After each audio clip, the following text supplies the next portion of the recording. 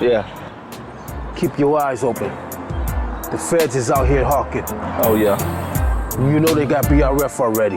Yep. Money Mafia's in the target, and somewhere on that list, you and me is on there. Watch your six. And we here to stand around for every soldier falling. So My husband is starting to get suspicious because I'm not ready to tell him yet. This just isn't easy, is all I'm saying. What isn't easy?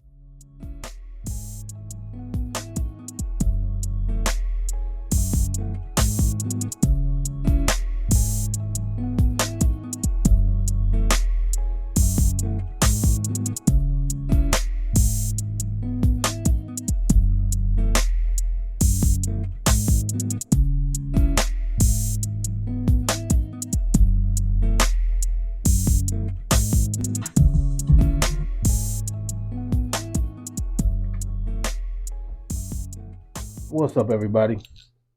It's your man, NXICON, definitely in the building. And this is going to be the first for right now. Depending on how it goes, it may be more. But this is the NXICON Session. And what the NXICON Session is an opportunity for you to learn about me by asking me questions that you would like to know about me and the industry that I'm in. The goal is to be an artist that's attainable, that's reachable, that if you have a question about this industry, I'm somebody that you can call on. And if I don't know the answer, I can reach out into this field and I can get the answer for you and follow back up with you. I don't want to be one of those artists, authors, whatever, that wants to milk you and pretend to like you just to have your fandom, I guess, loyalty, whatever you want to call it. This is genuine. And as we get into this, the NXICON Sessions, you're going to learn about me. And if you like what you've heard, if you have questions of your own that you would like to ask me, then I may do another session to answer your question. What I did was I went onto social media and I put out, if you had an opportunity to interview me, what would you ask? So sit back, grab a drink, some popcorn, whatever. Take some little time to learn about NXICON.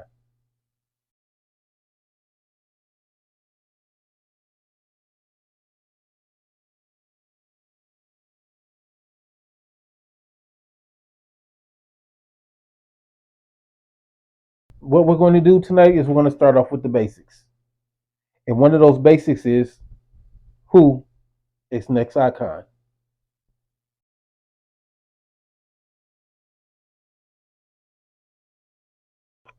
NXICON was born Willie D. Davis IV in Grand Rapids, Michigan. I graduated from Lansing Eastern and I moved to Atlanta, Georgia to do my music. money, man, I got this paper on my mind. Everybody in my pockets, everybody got the line. Trying to make my paper stack. Should be nothing wrong with that, but every time I do, you step to something that'll bring me back. Daddy, baby, on the phone, telling me he needs some clothes. Baby mama on my phone, man, how she get my number, y'all? Shorty on some crazy trap, cause I'm on this music tip. Looking for them dollars, I ain't even made a hit yet. Every time I get a check, I gotta pay my rent, it's due. Thought I had a couple dollars, but I owed you too. Down to my last and 90 gas for the transport, 250 for the bus, man. What I'm gonna do? I got to get to work, make it work, do what I gotta do. I got to plan up, my mama really go through. I'm hoping that it do. I'm tired of being a broke nigga. Time to make some moves, cause I gotta get that paper bill. Gotta get that money, man. Gotta get. But NXICON is basically an acronym for no excuses, I can overcome negativity.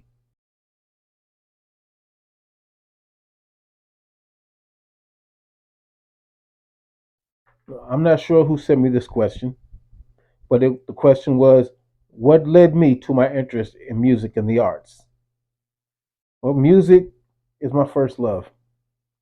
And I got into music because my mother was into music.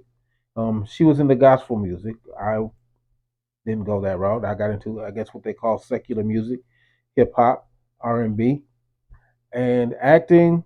I kind of fell into. Um, it wasn't on my agenda, wasn't even on my radar, but that's the path that I was led on, and I've been enjoying the ride ever since I've been there.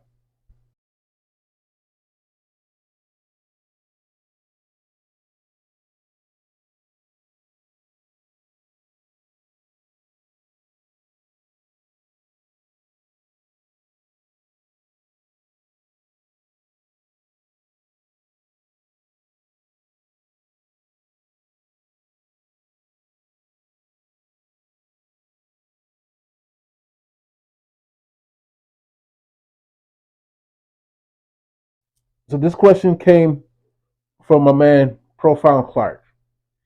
Profound runs the Storyteller Sessions, which is a collaborative of actors, writers, directors, and what happens is writers bring their scripts to Profound. He puts together a cast from around the world, and we bring those scripts to life.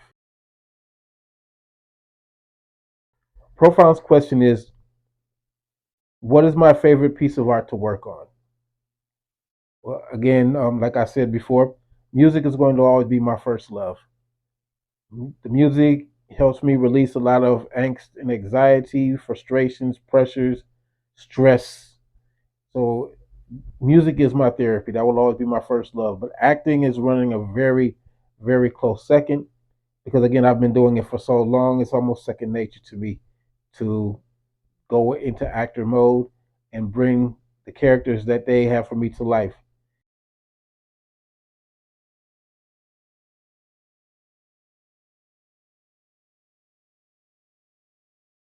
I believe Alexis Mathis asked this question. You need to check out her podcast, Love Light Milk, on YouTube. She asked, where do I get my inspiration from? Well, I get my inspiration from anything and everything. I get inspiration from hearing songs on the radio. I get inspiration from things that people are going through that seem similar to mine, or just for the fact that there's so many people going through it that it needs to be discussed. I get my inspiration from my coworkers. I get inspiration from my dreams. I'll hear something in my dream and I'll wake up and I'll go into the studio when I put together something because just about everything in this world motivates me to write.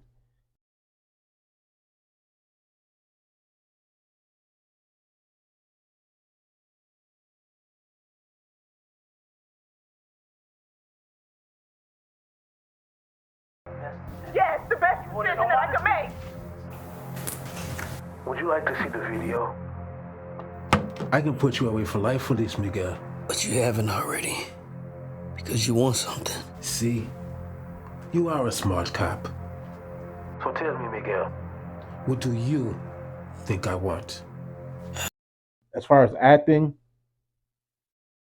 the people that I'm around acting, they inspire me because I learned so much from them because everybody has a different way of being who they're cast to be, and their characters are just as interesting as mine. And I just love playing off of them because it gives me the energy to make my characters more believable. Jonathan Heinley, and I hope that I didn't screw your name up that bad because I'm very bad with names. But Jonathan asked me what started me to acting. Acting again was not on my agenda. It wasn't even on my radar, but because of certain circumstances in my life, a person that I was with, that was the actress, she introduced me to the world of acting. And as I got to learn the process and what had to be done and what acting all entailed, I just kind of just jumped on the path and I've been walking on it ever since.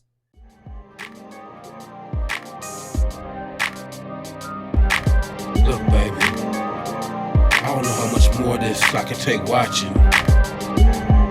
I'm tired of playing the sidelines, innocent bystander.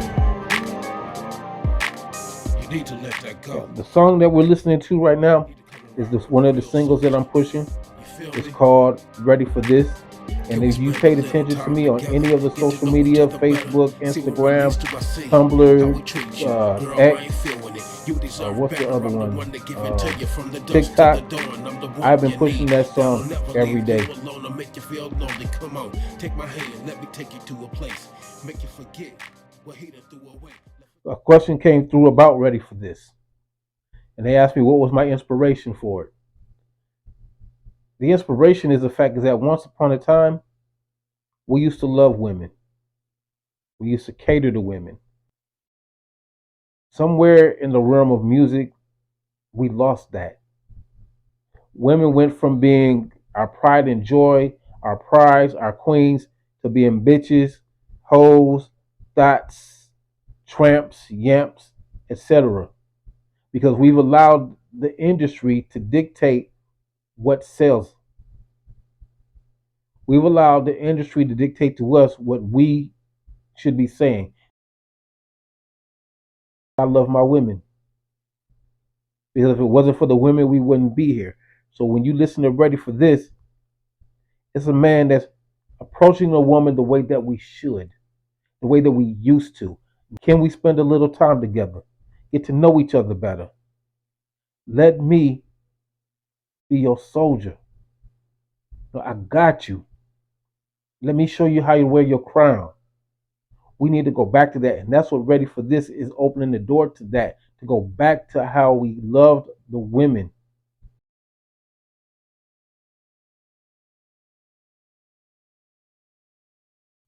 Shalita Bennett wrote in and she asked, how can I be like you? That's a hard question to answer because you can't be me. You have to be you. You have to be the best you that you are able to do and that you are able to be. Another man, I'm going to say his name, DMX. He has a song called Do You. Because no matter what you do, no matter how hard you try, no matter how hard that you try to emulate, copy me, unless you've gone through what I've gone through, you will never be me any more than I will be you. Shalita, you are an artist yourself.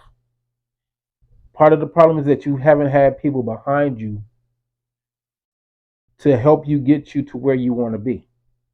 And sometimes those people had to be cut off, even if they're friends, even if they're family, your boyfriend, girlfriend, husband, wife. Sometimes they got to be cut off for you to achieve the goal that you want to achieve.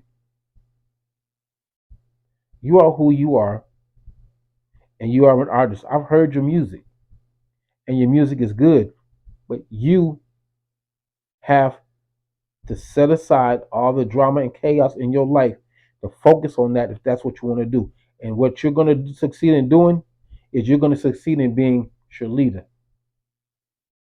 Because that's who the world wants to see. They don't want to see you on stage copying me. They want to see you. Because what you have to say and who you are and what you represent is going to inspire and motivate somebody way more than trying to imitate me. You are your own blueprint. You are your own template. You are responsible for your design. You are responsible for your rise or your fall. I can show you a way, but once I show you the way, you have to take that way and you have to design it into your way so that people see you, so that people hear you, so that people are listening to you. I'm just a gateway, not a gatekeeper. I'm a gateway. I'm a resource. And as long as you are true to what it is that you say that you're doing and that you want to do, I will help you in any way that I can. But you have to be comfortable being you first.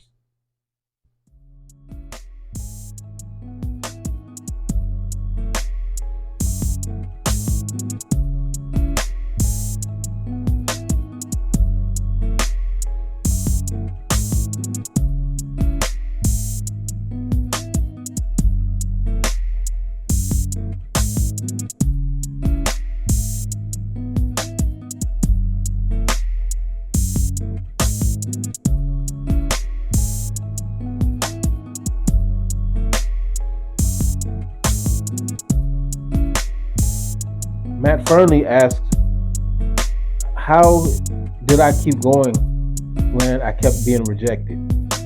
Matt, let me tell you something. Rejection goes with the territory. You have to expect it. You have to adjust to it. You have to accept it. You have to get over it, and you have to move on. Les Brown will tell you a story, if you ever listen to Les Brown, of how he used to sell door-to-door TVs. And he kept getting no's every door that he went to. He said that he got so many no's that he turned it into a game because he knew that somewhere out there was going to be a yes. And you have to look at this industry the same way. You're going to go to 1,000,000 auditions. And every role that you audition for is not going to be meant for you. This industry is cutthroat. And you have to have a very tough hide to be in this industry. And if simple no's and repeated no's breaks your spirit to the point that you want to quit, then you are not serious about these industries. No goes with the territory. Suck it up. Take it for what it is. Go on to your next audition. Because the yes is going to come. The no's, the rejections, those are your tests. And you have to pass the test. All right, Matt also asks, where did I find the motivation to continue? Your biggest motivator, your biggest inspiration, your biggest supporter is going to be yourself. Because you have to believe in yourself that you're going to achieve no matter what. No matter how many no's you get, no matter how many rejections you get, you are in this to succeed. Let your haters motivate you. Now, as I stated before, I'm an author as well. I have 6 books. And somebody asked me about my first book, which is kind of funny. Because I have a book called Love for the Game, Volume 1, and I have Volume 2, which is Balls in My Word. And somewhere along the lines, I'm working on the final chapter, which is going to be Love for the Game Endgame. It's a trilogy. But someone asked me, was Love for the Game based on actual events? And I can honestly, earnestly tell you that none of the events in that book are true. The names are people that I know, because that's my way of paying homage to people that have been major influences on my life. So I turned them into characters in my book, but some of the actions are over exaggerated. And why I say that is funny is because there was a young lady that I was talking to, and she read my book. And the book got her so intrigued that she did a background check on me because she thought that I did some of the things that were portrayed in the book. But they are not based on actual events. The characters are actual people, but the actions are not. It's just a story.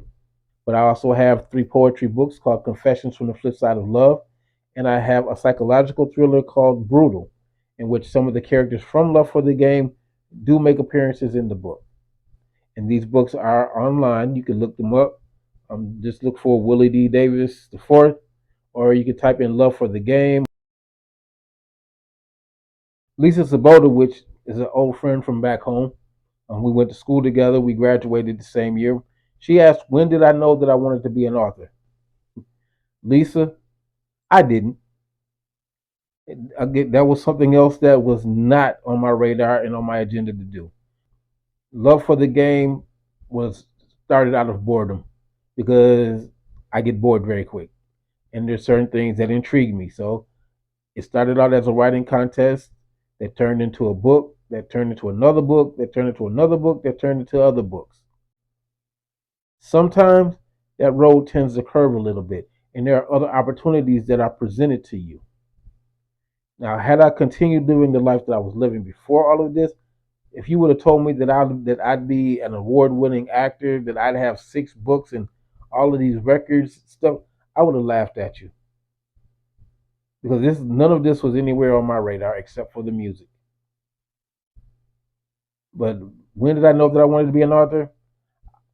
I still look at my book, my first book, and it still amazes me that I wrote a book. I published a book. And then not only did I publish a book, I published 5 more books. And I'm working on yet another book. So I didn't know I wanted to be an author. It just presented itself to me and I ran with it and it ran right along with me and we've been buddy buddy ever since. Sometimes you just have to pick up a pen and pad and just write what you feel. Write what's in your mind. Write what's in your heart. Write what you feel. Write what you think. Alexis Mathis, again, came back with another question. How much time do I spend into creating? How much time per week do I put into creating? That's hard to say. That's hard to put into a standard time frame because my mind is always working. My mind never stops working. I think I said earlier that I can hear music in my sleep. I can hear music in a dream. I can get an idea from my day job, just doing my average, regular day to day work, and I can get an idea. And what I will do is I'll write it down, and sometimes it'll get away from me. So I will write on my breaks. I will write on my lunch hour. I have two breaks and I have a lunch, so that gives me 2 hours. Hold on, let me do the math again. An hour and a half to come up with a song, to come up with 5 to 10 pages of a book. It just depends. Um, for a long time before COVID hit, I would have a little notebook computer, and I was writing love for the game on the bus and the train on the way to work and on the way home from work. I make time for my creating anywhere that I can, any way that I can. So to try and put it all into a standard time frame for how much time do I put into it, I can't really do that. But let's just say that I would say that just like I put in 40 hours a week on my day job, I put at least 40 hours into creating if you were to add it all up because you have you work 8 hours a day, you still have 16 other hours to go. You sleep technically you're supposed to sleep 8, so that leaves you 8 hours. But whatever time that I had to put into it, just like I'm doing now with this, I had to stop and take time to do this because this is what I wanted to do. So the time can't be standardized because, again, let me put it to you this way. When you're a creator, there is no 9 to 5. There ain't no 8 hour shift. There's not a 12-hour shift. There's not a 16-hour shift. There's not an 18-hour shift when you're a creator because your mind is always creating something. Your body is just trying to find a time and a place to bring that creation to life. So you're always creating. The clock doesn't stop on that. Once you're a creator, you are a creator. The time is irrelevant.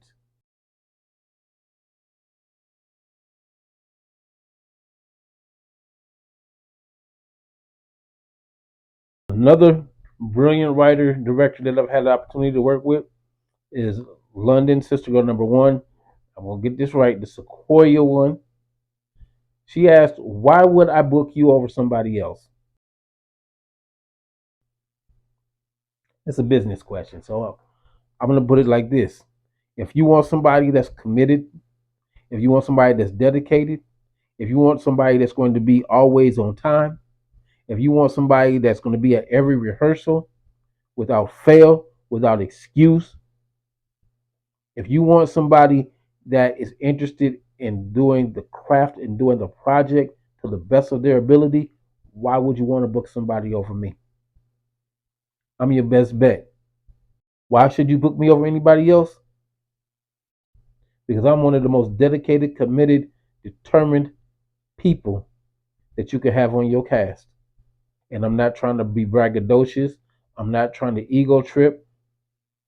It's just that I take this serious. My mama, Brenda Farr, from another girl from my hometown. I've known her since what the old folks say, since she was knee high to a grasshopper. She asked, what inspires me to my writing? Everything. Anywhere that you look, there's a story. You have a story in your mind that's waiting to be told.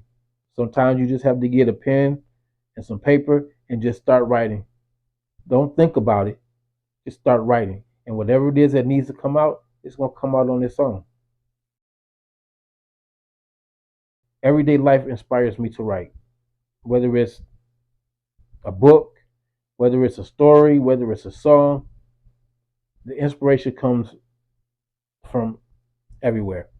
I can get inspiration from doing this to write a song or to write a chapter in a book. Right now, this is how extensive that it is that I'm teaching myself how to write scripts because I have a goal to do a short film.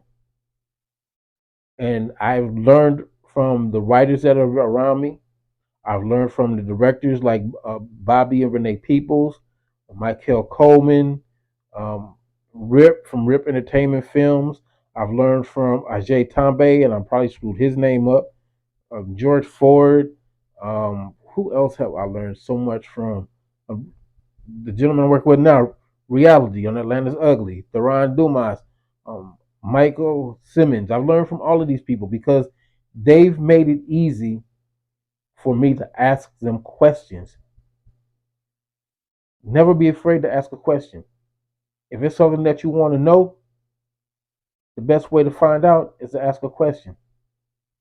And these people have been open and approachable enough and comfortable enough, made me feel comfortable enough to come and ask them a sensible question.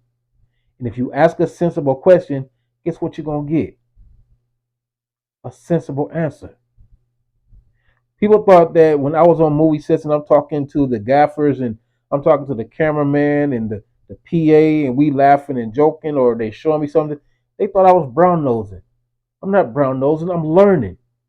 I'm asking questions. Why do you hold the camera this way? What are you looking at when you do this? What does it mean when you do this? What exactly is a gaffer? You have to know these things if you're in this industry. That's not brown nosing. Everything that you learn out here, you're not necessarily going to learn in a classroom. Some of the stuff you learn in the field, on the job training. How do you want to be a better actor? Talk to an actor that's been doing it longer than you. Talk to the cameraman when he on a break. They had to learn. You want to learn. They had to learn just like you had to learn. But they're so used to getting people to come and ask them silly questions. Overrule that. Ask your question. Make it a sensible question. And they will see that you are serious about wanting to learn, about wanting to know what it is that you want to know. Closed mouths don't get fed, yo. I asked the question. I paid attention to the answer. And if I could apply it, I applied that answer to see what it worked.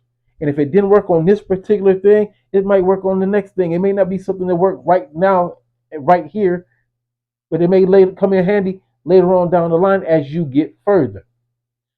What you had that conversation about is going to come back to you. You determine your success. You determine whether you pass or you fail in this life, not us. We just watchers. We have opinions. We have criticisms. And they only carry as much weight as you choose to give them.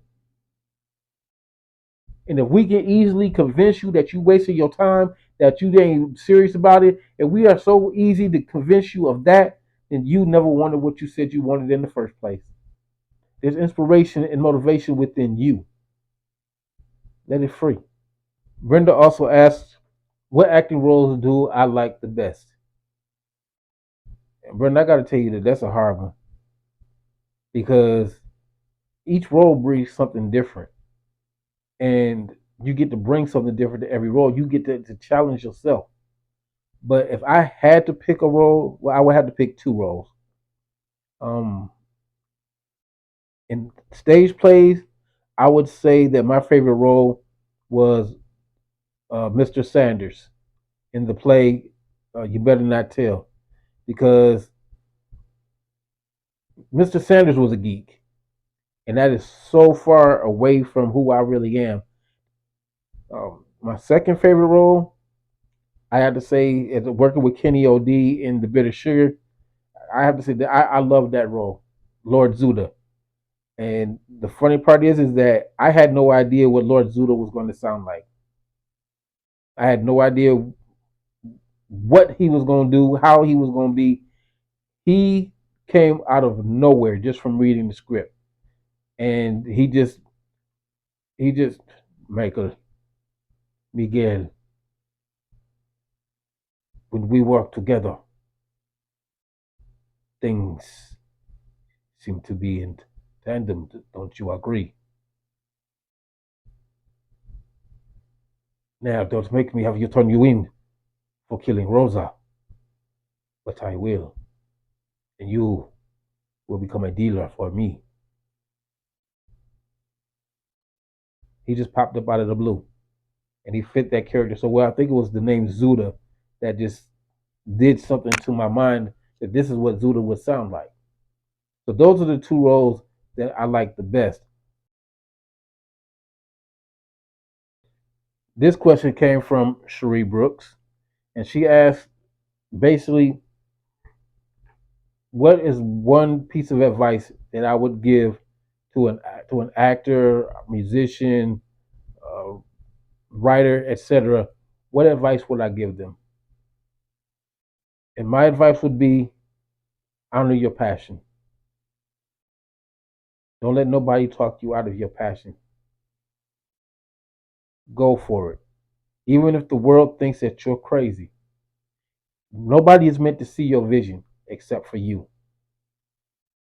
Nobody is meant to achieve your goal but you. Stop listening to these people out here that are telling you otherwise. Because if it wasn't in your ability to do, it wouldn't have came to you. It wouldn't have came to you to write a book.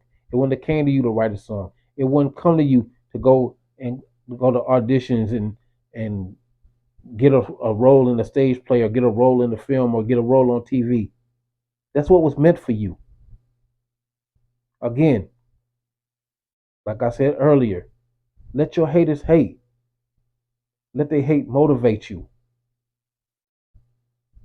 Don't ever give up on what it is that you say that you want to do. You have 360 degrees of possibilities to achieve that goal. And just because that first degree didn't work, just because that 50th degree didn't work, just because that 70th degree didn't work, it doesn't mean anything. It just means that those weren't the paths to get you there, but the path is there. It may take you that 360th degree. You may exhaust 1 to 359 degrees of possibilities, and that last one might be it, but you have to go the whole distance. That's my advice. We are observers to your life. We are on the outside of your life looking in. We only have as much weight and as much power in your life as you give us. Stop giving us your power. Take your power back. Because they ain't going to know what to do with it. They don't even know what to do with their own power. Because the greatness is in you. You have to bring it out.